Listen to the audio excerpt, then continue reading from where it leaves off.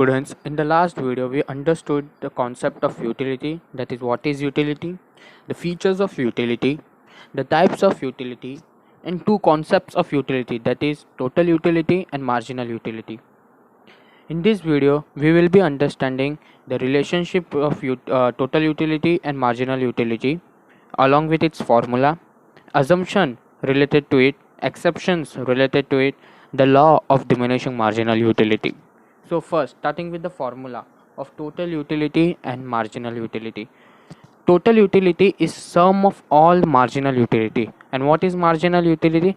The additional benefit, the additional utility derived from the consumption of the last unit. मतलब जो last unit हम लोग ने consume किया है उसमें से जो utility हमको derive हुआ है उसको कहते हैं marginal utility.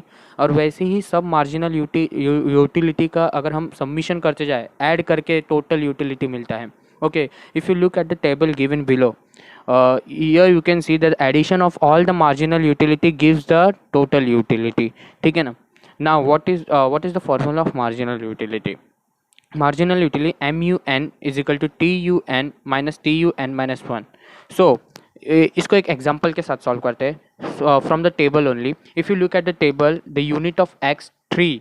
If we consume 3 units of x, that is total utility is 24 and marginal utility is 6. How to derive that marginal utility? उस 6 हमको कैसे मिलेगा? By the help of the formula. So if you look at the formula MUN, N मतलब हम लोग third unit consume कर रहे हैं S का, तो MU3 is equal to TU3 minus TU3 minus 1. So MU3 is equal to TU3 और TU का 3 कितना है, थर्ड का कितना TU है 24 minus TUN minus 1 is equal to TU2 हो जाएगा वो. So MU3, marginal utility of third unit is equal to TU3, that is 24 minus TUN minus 1 is equal to 2 हो गया वो. So सेकंड का टोटल यूटिलिटी कितना है 18.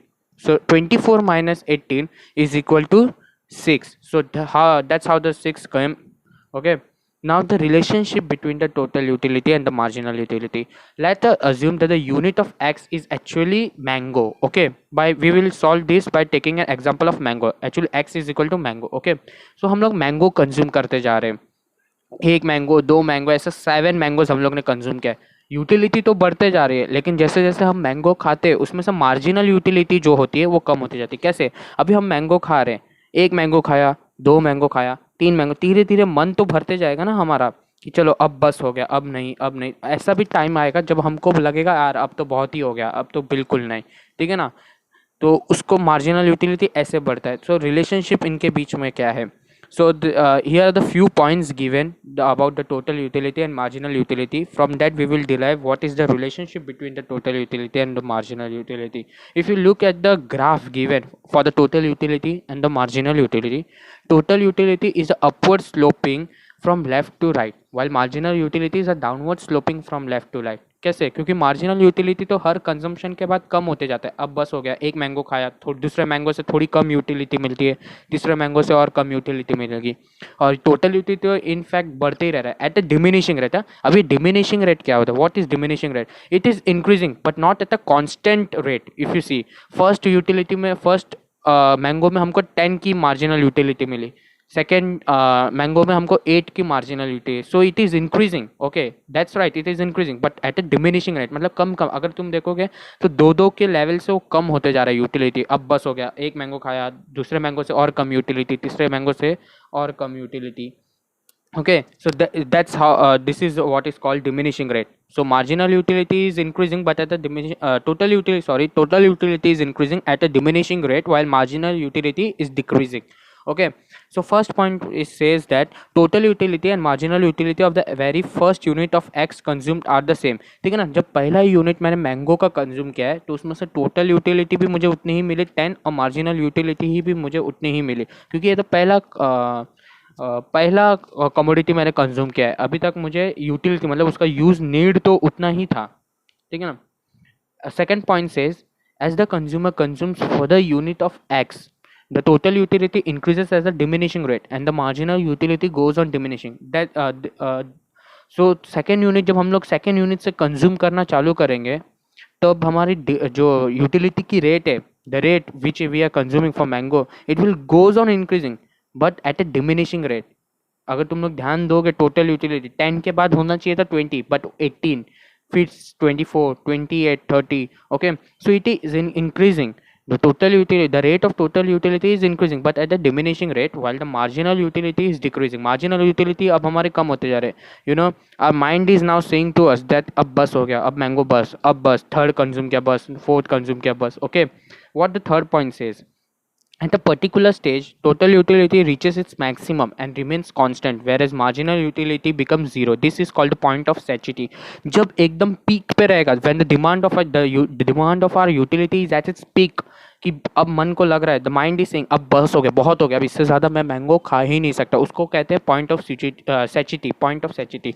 When the utility is at its peak, it is called as point of satiety. If you see total utility when total utility is 30 that point is called as point of satiety ठीक है ना और उस वक्त अगर point of सैचुरिटी पे देखोगे तो उस वक्त मार्जिनल यूटिलिटी ज़ीरो है जब टोटल यूटिलिटी मैक्सिमम रहता है तो हमको मार्जिनल यूटिलिटी एकदम लेस मिलता है अब मैंने 6 मैंगो खा लिए अब मेरा माइंड बोल रहा है बहुत हो गया अब इससे ज़्यादा नहीं खा सकता तो टोटल यूटिलिटी एकदम हाई पे मार्जिनल यूटिलिटी ज़ीरो पे हो चुका है और अब इससे एक भी ज़्यादा हुआ तो टोटल यूटिलिटी डिक्रीज होगा और मार्जिनल यूटिलिटी मेरा नेगेटिव होने लग जाएगा this is what the next point says after this point any additional unit consumed further results in the decline in the total utility while marginal utility becomes negative यही अगर मैं एक और mango खाया तो अब मेरा मार्जिनल यूटिलिटी नेगेटिव अब तो बस हो गया यार हो सकता है वॉमिट ही हो जाए और टोटल यूटिलिटी 30 से 28 हो गया ठीक है ना fifth point says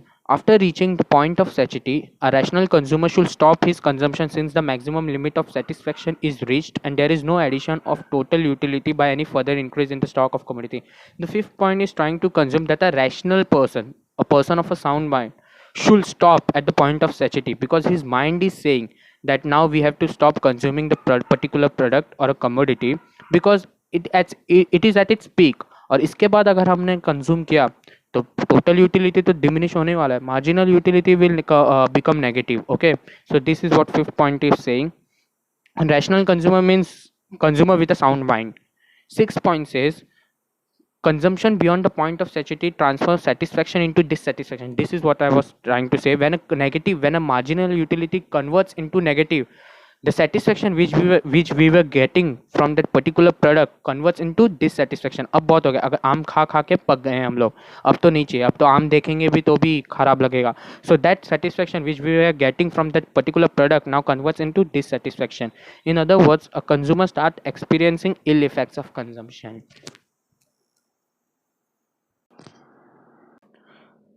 so now let's start with the law of diminishing marginal utility. The law of diminishing marginal utility was first proposed by Professor Gaussen of Germany. Okay, but this law was mainly was brought into the eyes of the people by Professor Alfred Marshall of United Kingdom. This law was published in his book Principle of Economics in the year 1890. This law helps to understand the behavior of a consumer while purchasing a good or a service. Okay, ये character बताता है कोई भी एक consumer का कि वो कितने देर तक एक गुड्स और सर्विस परचेस करेगा या कैसे उसका बिहेवियर चेंज होता है regarding a particular product okay so what does the statement of the law say we can understand from this law before reading this law we must first understand it so this law simply based on a principle the more you have it the less you want it इसका मतलब क्या जितनी ज़्यादा commodity तुम purchase या consume करते जाओगे उतनी ही लेस अर्ज होगी तुमको इंटेंसिटी ऑफ वांट तुम्हारी कम होते जाएगी वो कंज्यूम और करने की ठीक है ना this is similar to the relationship between the TU and MU that we studied earlier okay so now what does the statement tells according to Professor Alfred Marshall other things remaining constant what does this mean other thing remaining constant it means when you are studying this law you don't have to think about anything else okay इसका मतलब क्या हुआ जब हम लोग ये law पढ़ रहे जैसे कि मैंने एग्जांपल में लिया था, जब मैं मैंगो खा रहा हूँ, तो सिर्फ हमको इतना ही सोचने का है कि मैं एक नॉर्मल कंज्यूमर हूँ और वो मैंगो मेरे लिए नॉर्मल एक आम है।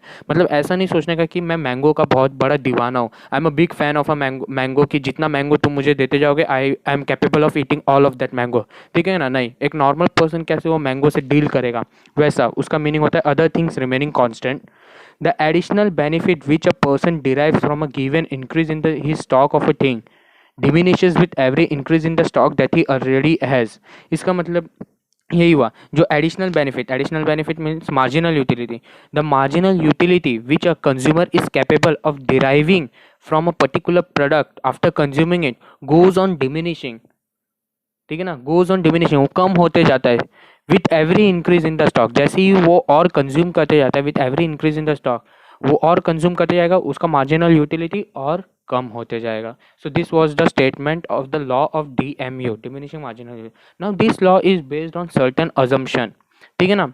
सर इसका अजम्पशन क्या है कि अजम्पशन मीन्स ये होगा तो ही ये लॉ काम करेगा, वरना नहीं। So first assumption is rationality. Rationality means a person on whom this law is being tested or experimented is of rational mind, is of sound mind। मतलब वो नॉर्मल आदमी है, दिमाग उसका ठीक ठाक है, he is not suffering from any mental illness. इसको बोलते हैं रैशनैलिटी। ठीक है ना? और रैशनल एक नॉर्मल आदमी क्या करेगा, he will always try to maximise his satisfaction. ठीक है ना? उसको जितना चाहिए उतना वो खाता रहेगा जब तक उसका पेट खुद नहीं बोलेगा बस हो गया अब। So this was the rationality, first assumption। Second assumption is about cardinal measurement.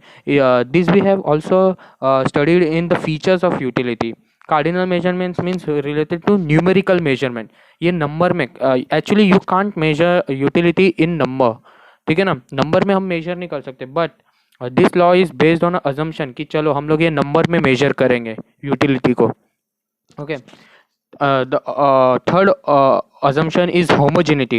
homogeneity means जो भी प्रोडक्ट हम कंज्यूम कर रहे हैं वो सेम ही होना चाहिए, ऐसा नहीं, they should not differ in shape, size, taste etcetera.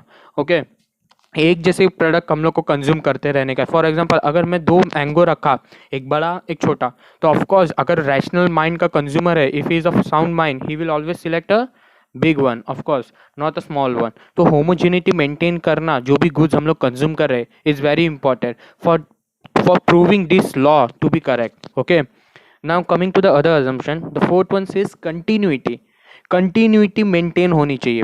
कैसे? The commodity or the product which we are consuming, which a consumer is consuming, should be consumed in a continuous succession। What does that mean? अगर समझो कि मैं वड़ा पाव की utility major कर रहा हूँ, तो वड़ा पाव मुझे ना लगातार खाते रहने का, ऐसा नहीं अगर आज खाया और एक हफ्ते बाद अगर मैं वो खाऊंगा वड़ा पाव, तो ऑफकोर्स उसकी यूटिलिटी मेरे लिए ज़्यादा ही होगी, एक हफ्ते का गैप हो गया। लेकिन अगर मैं एक ही साथ बैठे बैठे 8 वड़ा पाव खाऊंगा, ऑफकोर्स मेरा लॉ ऑफ डीएमयू काम करेगा। एक वड़ा पाव खाऊंगा तो यूटिलिटी कम होते जाएगा, कम होते जाएगा, कम होते जाएगा। ऐसा टाइम आएगा जब वो पॉइंट ऑफ सैचिटी पे होगा। ओके, सो कंटिन्यूटी मेंटेन करना जरूरी है। It is based on the assumption of continuity। Now fifth assumption comes as reasonability। Reasonability is kind of a similar to homogeneity, but homogeneity refers to size, shape and color, taste etc, and reasonability is only related to size। तो size जो भी product, एक वड़ा पाव एक पाव के अंदर एक ही वड़ा होना चाहिए, तो दो वड़े नहीं होने चाहिए, ऐसा reasonability is related to size. Constancy जो भी कंज्यूमर कंज्यूम करने वाला है उसका बिहेवियर सेम होना चाहिए। It should not be like कि वो अगर वड़ा पाव कंज्यूम कर रहा है तो वड़ा पाव का दीवाना होना चाहिए। He should be rational. Okay, he should be of sound mind, he should not be biased towards a particular product और अ सर्विस। ओके, तो उसका हैबिट्स, चॉइस, लाइक्स उसके रिमेन कांस्टेंट होने चाहिए। Next assumption is divisibility। Divisibility assumes commodity consumed by the consumer is divisible so that it can be acquired in small quantities। अभी इसका मतलब क्या होता है? अगर बिग वाटरमेलन है तो क्या मैं उसको एक बाइट में वाटरमेलन खा सकता हूँ? नहीं। तो अगर कोई कंज्यूमर यही सोच के उसकी यूटिलिटी कम हो जाती है कि ये वाटरमेलन लेके क्या करूँगा, एक बार में तो खा ही नहीं पाऊंगा, पेट भूजेगा ही नहीं मेरा उससे। सो ये डिविजिबिलिटी मेंटेन करना ज़रूरी है। Single one, whatever product or a commodity which we are demanding, कि अभी मेरे को ये इस कमोडिटी में मुझे यूटिलिटी दिख रहा है, तो that commodity should be able to satisfy only one want of a consumer. For example, अगर मैं इलेक्ट्रिसिटी की बात करूँ, so electricity can't be applicable for the law of DMA because electricity has more than one application for a human life. Okay, but single want होना. वड़ा पाव की बात करते हैं, सिर्फ भूख भूख बुझाने के लिए मेरे काम आती है वो, only to satisfy my hunger. ठीक है ना, वड़ा पाव. और अगर एक से ज़्यादा एप्लीकेबल है, एप्लीकेशन है किसी भी चीज़ का, they can't B fit in the law of DMU. Okay, so this was the 8 assumption on which the law of diminishing marginal utility is based. Okay, now below that you will see the table of mu, that is marginal utility, along with the graph of dmu, which we also see, which we also learned in the relationship between the tu and mu curve is a downward sloping from left to right. और वो downward sloping है क्योंकि M जैसे जैसे product हम लोग ज़्यादा consume करते जाते हैं, it goes on decreasing. Okay, not at the diminishing rate, it goes on directly decreasing. और एक टाइम ऐसा आएगा जब एम नेगेटिव हो जाएगा. That negativity is called as dissatisfaction और डिसयूटिलिटी. ओके, सो ग्राफ हम लोग को दिया है, उसके टेबल दिया है. The table is same similar to the table given in the total relationship between the T U and M U. Okay, and below that there is an explanation about the table which you can easily understand by reading it. Okay, now there are certain exceptions also कि when the law of DMU काम नहीं करेगा. Okay, now हम लोग ने assumption पढ़ा कि ये होगा तभी लॉ DMU काम करेगा. Now there are also certain exception कि अगर जब ये होगा तब लॉ ऑफ DMU काम नहीं करेगा. So what are certain exceptions? There are 5 kind of exceptions. First is hobbies. Now what does hobby says? अगर वो बोल रहा है कि अगर किसी पर्सन को, if a person have a certain kind of a hobby, the more he have it the more he want it. ये प्रिंसिपल अप्लाई होता है. अभी इसका मतलब क्या? फॉर एग्जांपल, अगर किसी पर्सन को ड्राइंग करने की हॉबी है, ओके, तो उसको जितना ज़्यादा कलर मिलते जाएगा ना, वो उतना ज़्यादा खुश होते जाएगा. ठीक है ना. He doesn't feel this utility while purchasing और while getting more colours. He will be more satisfy, he will see more usefulness in those colour. Okay, तो हॉबीज जब एप्लीकेबल होगा टू अ पर्टिकुलर कंज्यूमर, तो law of DMU काम नहीं करेगा. Now second comes miser. What does the word miser mean? Miser means कंजूस. कंजूस मतलब कि जिसके पास जितना होगा वो कम निकालना चाहता है. कंजूस मतलब क्या? हम लोग if we consider it in relation to the money, मतलब जिसके पास जितना मनी होगा वो उतना कम मनी निकालना चाहता है. तो कंजूस is not only related to money. अगर किसी भी आम चीज़ से कंपेयर करेंगे तो एप्लीकेबल होगा. For example, if I am having a stock of onion और ओनियन की इस वक्त डिमांड बहुत ज़्यादा है, I will be willing to spend less onion, okay, not only in my household, to share it with others also. तो अगर मैं कंजूस हूँ तो मैं कम कांदे निकालना चालू करूँगा. ओके, सो माइजर कंजूस. तो इसमें लॉ ऑफ डीएमयू काम नहीं करेगा क्योंकि जितना ज़्यादा मेरे पास होगा उतना ज़्यादा मैं खुश होऊंगा. नाउ थर्ड चीज़ कम्स एज एडिक्शन. एडिक्शन क्या होता है? अगर मेरे को किसी चीज़ की लत लग गई है, एडिक्शन मीन्स लत लगी है मुझे, तो लॉ ऑफ डीएमयू काम नहीं करेगा. क्यों? क्योंकि जितना ज़्यादा, the more I will consume the particular product, for example alcohol, the more I will consume the alcohol, the more marginal utility I will be able to gain. हाँ, कैसे? अगर मैं ड्रंकर्ड हूँ, मैं दारू बहुत पीता हूँ, तो जितना ज़्यादा मैं दारू पीते जाऊँगा उतना ज़्यादा मेरी यूटिलिटी उसमें बढ़ जाएगी. It doesn't matter whether it is more useful, efficient to my health or not. It doesn't matter. It will give me more utility. Okay, so third point addiction. Now fourth point, power. This is an exception to the law of DMA because जो person अगर कोई भी product या किसी चीज़ को capture करके अगर उसको पावर मिल रहा है, power in the sense he will be more be able to command over the people, तो वो वही चीज़ को और एक्वायर करना चाहेगा. ठीक है ना. And this violets the rule of rationality, क्योंकि रैशनैलिटी क्या बोलता है भाई, एक नॉर्मल टाइम तक ही हम कोई भी चीज़ कंज्यूम करते जाएंगे, उसके बाद तो छोड़ ही देंगे. But if it is able to give it is able to give me the power to rule over certain people or to certain kind of a object, I will like to gain it more. Okay, so now next point comes as money. Fifth exception is money. Money के बारे में अभी क्या बोलना, जिसके पास जितना ज़्यादा पैसा होएगा उसको और पैसा चाहिए कि नहीं चाहिए? ऑफ कोर्स चाहिए। जिसके पास जितना ज़्यादा पैसा उसको और कमाने की लालच होती है। So there are 5 exception: hobbies, misers, addiction, power और मनी। मनी ये सब कुछ ना तो कुछ एजम्पशन को ना कॉन्ट्राडिक्ट कर रहे हैं। ये पांचों एक्सेप्शन कुछ ना तो कुछ अजम्पशन को कॉन्ट्राडिक्ट कर रहे हैं। फॉर एग्जांपल कोई रैशनैलिटी को, कोई होमोजेनिटी को, कंटिन्यूटी को। तो इसकी वजह से whenever these 5 exceptions are applicable in the law of DMU, the law of DMU will not work. Okay.